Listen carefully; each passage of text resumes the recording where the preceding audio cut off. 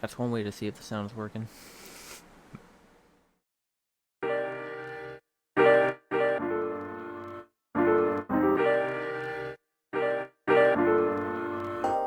Hello everyone, welcome back to Cornertwist, into the series Class of Sub 20, where I will be teaching you how to be Sub 20 as fast as possible.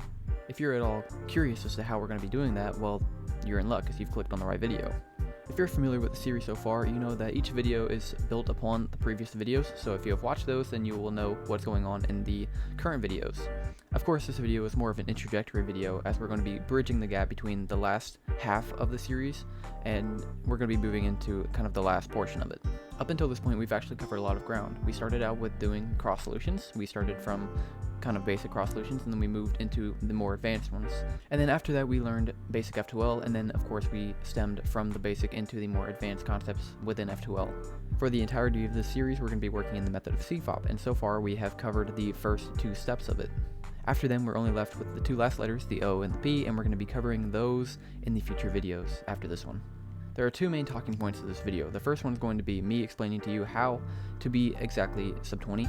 I'm going to show you guys and put into perspective what exactly needs to happen. There's just a small amount of math to go over, a couple tips and recommendations I can give you, that kind of stuff. The goal in talking about this is to inspire and motivate you, to give you the confidence in knowing that someday you will reach sub 20. It's just a matter of when and not a matter of if. The second talking point will be about my series in general and how I've structured it in what I think to be the most optimal way to help you be sub 20 as fast as possible. So now that you're all caught up and you know what to expect, let's get into how to be sub 20.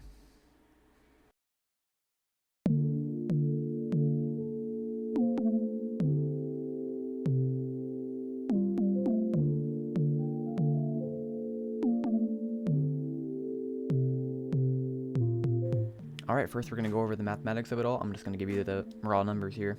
Again, we are working in the method of CFOP, and CFOP has 4 distinct steps to it. Each one of those steps should be completed in a certain amount of time. For you to be sub 20, it's generally agreed upon that the cross should take no longer than 3 seconds. The step of F2L should take no longer than 10 seconds. The orientation of the last layer should take no longer than 3 seconds. And then the last step, which is permutation of the last layer, should be completed in no longer than 3 seconds. So of course, you add up those numbers and you get 19 seconds, not 20.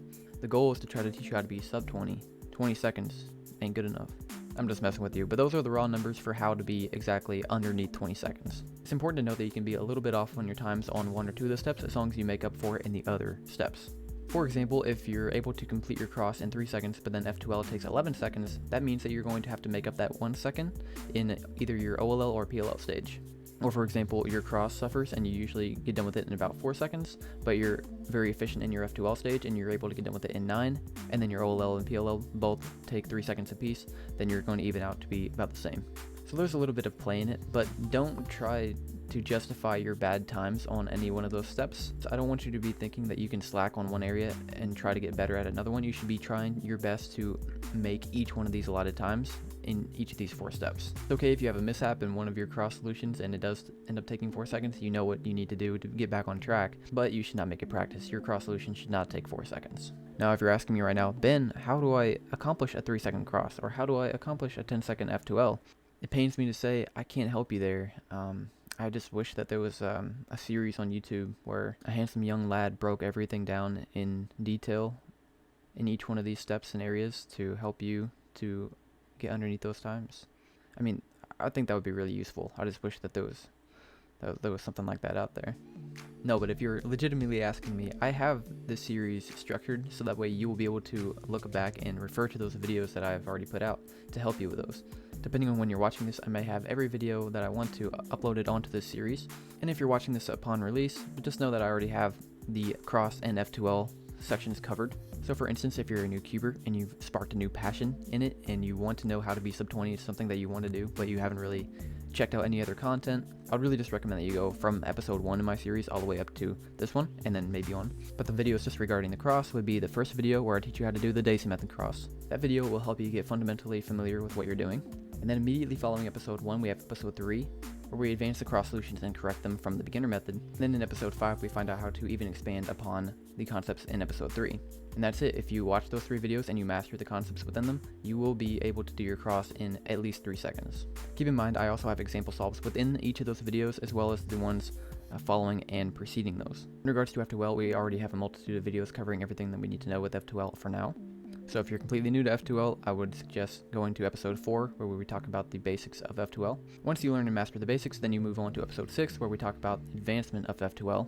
And then episodes 9 through 11 complete the advanced F2L mini-series within the main series. If you complete and master those videos alone, you should be well on your way to being sub 10 on your F2L, or being able to do F2L in 10 seconds.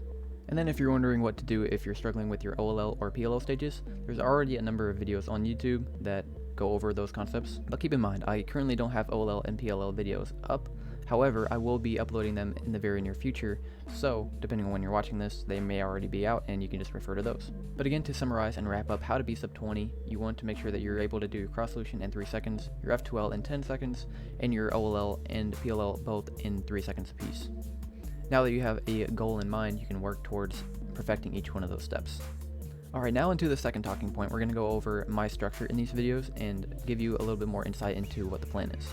So far you can already look and see on the channel playlist what videos I have and what order they're in. Now I want you to realize that I didn't just pick these concepts and put them in the order that they're in because I wanted to talk about them at that time. I've intentionally structured everything on this channel to make sure that you are implementing the best practices going forth, and I'll try to demonstrate that point for you here. In the first video, we went over fundamentals and the beginner's method as a whole. I wanted to make that video for one, if someone's never solved a cube before, then they know how to do it, and then that will propel them into being sub 20.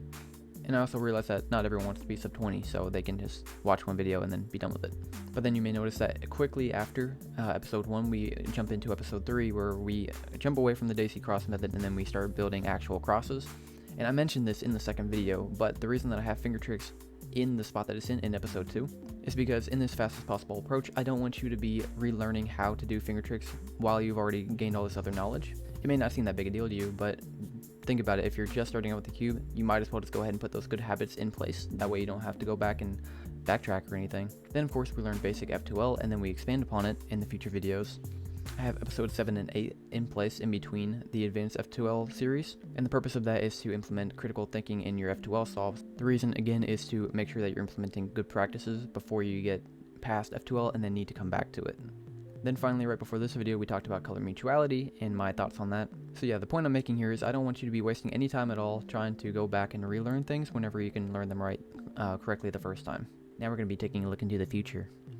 Immediately following this video, PLL is going to be at the top of our discussion. First, it's important to realize how to recognize PLLs in the first place, and then once we go over the patterns and terminologies, then we can dive straight into learning full PLL, which means that you will be able to solve the last stage of the cube while only using one algorithm rather than 2. At this point in the series, you're familiar with patterns such as these, where you have the bar in the back and then 3 sets of headlights. Once you realize the flow of the way that these are moving, then you put in the corresponding algorithm, which looks something like this. Yeah, that's good. And that would look something like this. And then you would have a solved cube. But let's say that you're at this point in OLL and you're just finishing up with it. You just get the yellow completed and then you run into a PLL such as this one. Normally this is not something that you're familiar with, as I teach that you have to have a set of headlights, where in this instance you don't. But for example, if you learn full PLL, you'll be able to take a case like this, and instead of turn this into a case that we had just a second ago, we can go ahead and solve it from here. You would just need to put in an algorithm which would look something like this. So you would only need one algorithm to solve rather than 2. After we've taken a few videos to go in depth into PLL, then we'll go back into F2L for a brief moment. We're going to talk about the importance of look ahead and a practice that you can implement to help with that. And then still within F2L, there is a concept that we have briefly talked about in the advanced F2L series so far. This concept is called keyhole, and we'll be looking at that fully in depth, and I will explain what that is. Immediately after that, we're going to be talking about openings and the first pair after inspection. Some might argue that those aren't needed to be sub 20, but I'm going to teach them to you anyway. And then I'll take a few videos to show you how to be fully OLL as well. Very similar to how it was in PLL, we don't need to get to the cross stage in OLL to be able to solve all the yellow on the top. So just to demonstrate, if you're only familiar with this channel, then normally you would see this pattern on the top and think that you have to make a cross first. But if you're fully OLL, then you can recognize any pattern that you have going on and be able to put in one algorithm that will then secure you all of the yellow on the top. And even sometimes if you're lucky or you know what to look for, you can skip PLL altogether, like that. So again, a lot of people can tell you that you can be sub 20 without knowing this, but I'm going to teach it to you anyway. Following the OLL videos, we're going to be diving into two-sided PLL recognition, which is going to be a fun one. That video will teach you just as it sounds. You'll be able to recognize PLLs from only 2 sides of the cube rather than looking at all 4, which is very helpful. Following that video is another amazing concept that we'll be talking about, and I may or may not be breaking it into 4 parts. I'll see how I need to do it. And then as of right now, the last one on the list is exploring more options with pseudo pairing, and if you don't know what that is, that's okay. It's a pretty advanced topic, and it's an extension of keyhole. And of course, that last one people are going to look at and be like, Ben, you don't need to teach that to be sub 20. But that's okay. You may have noticed that a lot of the things on this list are things that you don't necessarily have to learn to be sub 20. But hear me out for a second. I don't want to teach you how to be just barely scraping by with sub 20 on some of your solves. That's lame. I don't want to do that. Realistically, if you master everything compiled into this video series, you're more likely to be a sub 15 solver rather than a sub 20. If you have all of the knowledge of a sub 15 solver, then you yourself should without a doubt make it to sub 20, which is the goal. If you truly just wanted to be sub 20 and no more, then you could probably get away with watching up to episode 19 plus maybe 26 if that is your goal. But for anyone who wants to be consistently sub 20 or surpass that, then I would recommend that you just watch through the entire series. And of course, the structure is subjective, so you don't have to follow it the way that I've structured it, but I believe that the way I've structured it will help you to advance in the most efficient way. But hey, at the end of the day, I'm not you, so if something sticks out to you and you want to learn it, by all means, go for it. You have everything available to you within this video series, so you can afford to jump around as long as you remember what you're doing. And the biggest piece of advice to you is just to have fun with it. I don't want you to get burnt out trying to accomplish something like it's something that you have to do. Whatever reason you have for cubing, just make sure that you're having a good time with it.